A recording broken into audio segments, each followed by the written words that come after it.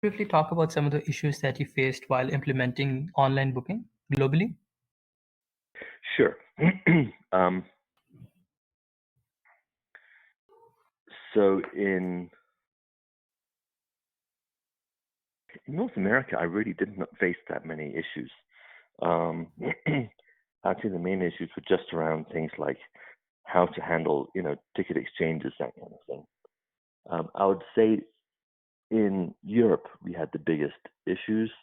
This is because of the proliferation of low-cost carriers in Europe, and sometimes their displays of low-cost carriers don't necessarily match the displays of normal carriers like British Airways because they're coming in through a different channel.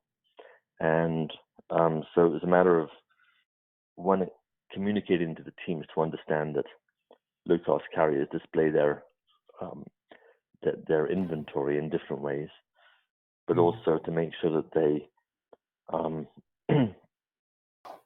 that we sorry, I got that we adjusted the parameters for the tool to be able to bring in the low-cost carriers correctly, so that it was a little bit less complex.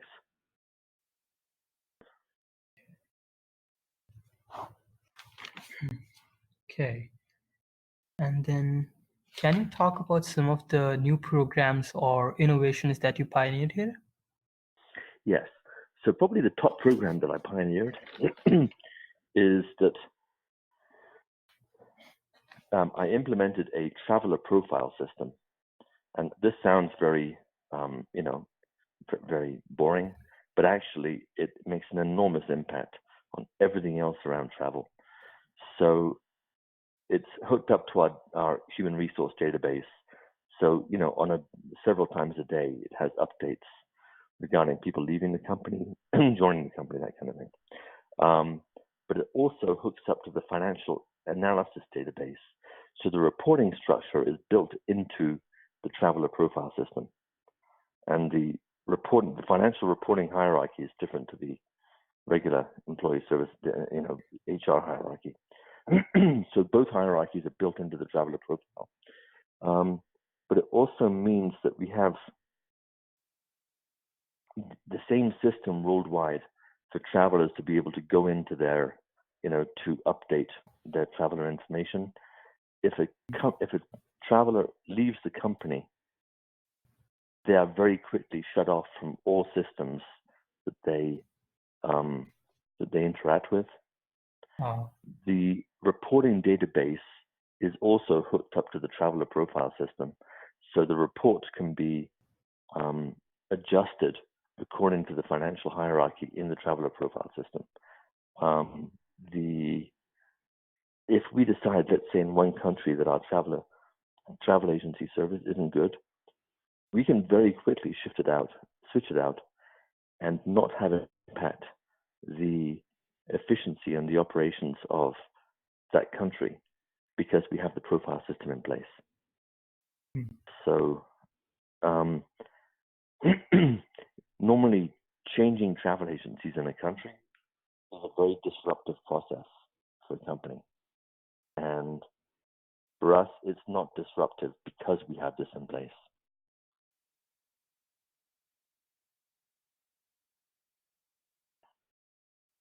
Okay.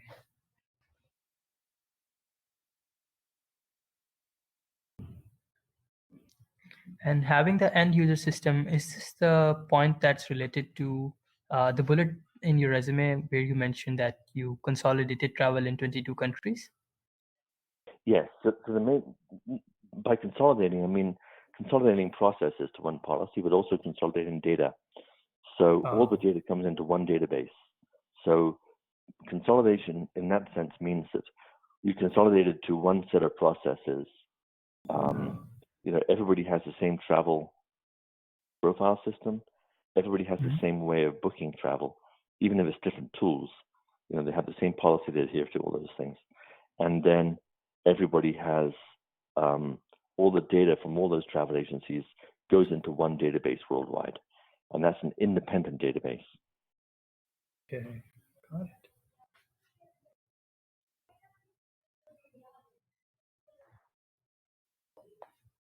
And what about the other two initiatives that you were talking about? Which ones are those? Trying to think. You mentioned that there were top three innovations that you pioneered here. So I guess that would be one, the profile system. Yeah. What I'm about trying the to other think. two? Yeah. I'm trying to think what those were. Hang on a sec. Because this is in the response I sent you, right? Let me see. Do you have it in front of you? What those were? I have your resume in front of you. In front of me, sorry. Yeah. I'm just trying to look for what those. Hang on.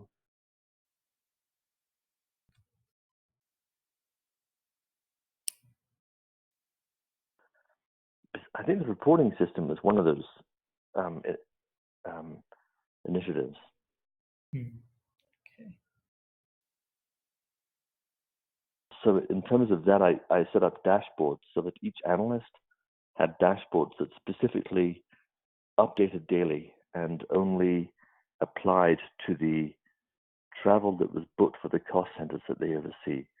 And if those changed, then that analyst would still only see the ones historically that applied to them.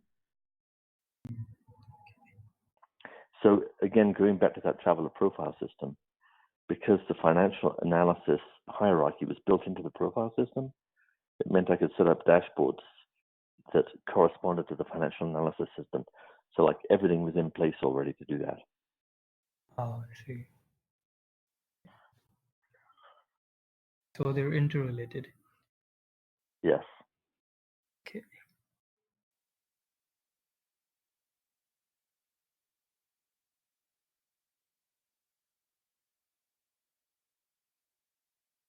And is this also related to the scalable global travel infrastructure that you mentioned in your resume? Yeah, so scalable meant that what I'm setting up, because we're a very rapidly growing company, so a lot of acquisition, our annual growth is typically sort of in the 18 to 20% range. And so even though it's a small company now, we only have 8,000 employees, it's growing rapidly. And so I'm setting up an infrastructure that can stay in place even if we suddenly double, triple next year. We can still use the same infrastructure. We don't have to change it out. And it allows us to track the infrastructure. It allows us to, it self-maintains from the systems that it hooks up to. Okay.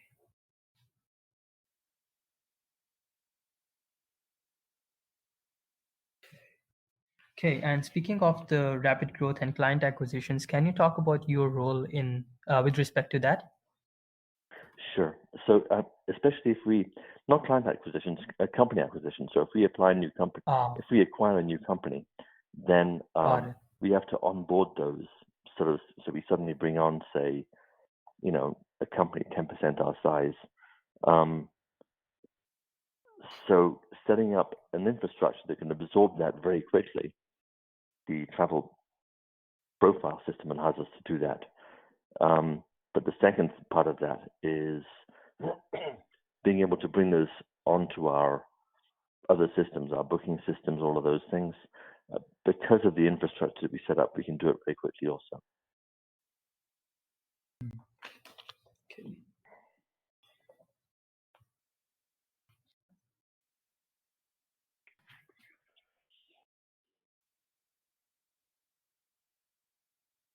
And what about the point where you mentioned that you started up management of a previously unmanaged travel program? Yes. So when I joined the company, there was no program. So, I mean, most travelers could do whatever they wanted to. They could call the airline directly. They could go onto Orbitz. They could go onto any of those systems and book their travel. And there was no oversight of that. And it's very, one of the top places to embezzle money in a company is through unmanaged travel. And so, in terms of measurements, I think one of your questions here was on measurements. We have about maybe a 50% adherence to company policies, and I've got it up to about 98%.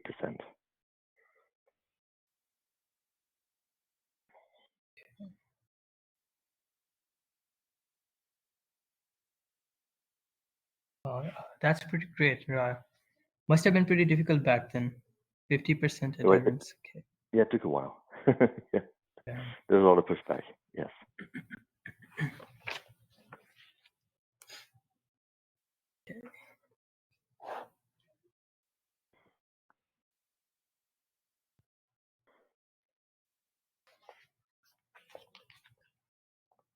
And then below that, it says that you also developed. See, we already talked about the travel database and also the Yes. forecasting system, right? Yeah. Yes. Okay, and then it says that you also integrated global travel agencies with ERP systems. So that's part of the same system with the Got it. traveler profile system. By Mm. by putting the traveler profile system into agencies all over the world, it meant automatically any of our data that comes out of those travel agencies is already lined up with our ERP system. Yeah. So it provides information on a on a several times a day for any updates that come through, and it also pulls information from those reservations in line with our financial reporting again. So, like regardless of how the reservations are managed in each country, they use different systems in each country. It's Yeah. still the data all lines up with our systems. Got it. Okay. Okay, and then you already talked about allowing your employees to attend conferences and give presentations, and also uh, training the indirect reports as well. But in your resume, also talked about training that includes high-touch VIP handling. So can you elaborate on that? Sure. So we have some very two very senior level agents who only handle like VP and above, and they only handle that by directly. There's no online booking there, but they will also handle things like these are two very, very seasoned agents. They have like more than 30 years experience each, and they will handle things like restaurant reservations. They will handle especially things like last minute changes, like also conditioning themselves to recognize when there may be a problem coming up. So, as an example, this week we look at the weather here. We're going to have bad weather across the Rockies in the Midwest. We're going to have bad weather in Northern California.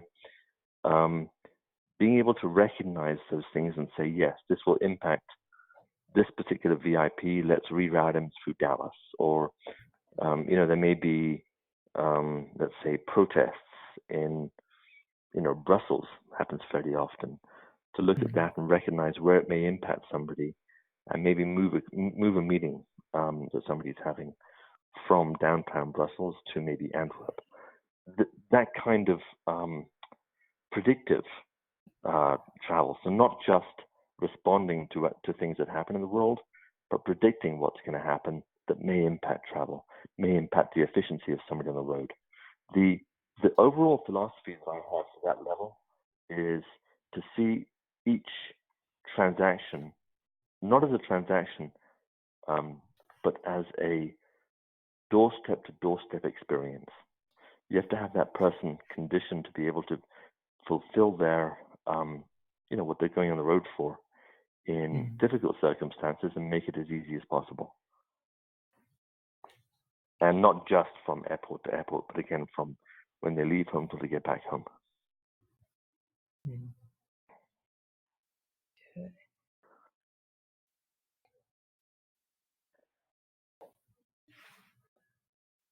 Okay, and speaking of customers, was the business facing any customer satisfaction issues before? You already mentioned that there was no uh, program or oversight in place before. There's no program oversight, and it meant that if people didn't want to use, say, the traditionally used travel agent, they just didn't, and they just went somewhere else, and there was no pushback on that. So there was no way to measure customer service because there was no way to it was through multiple outlets. Okay. but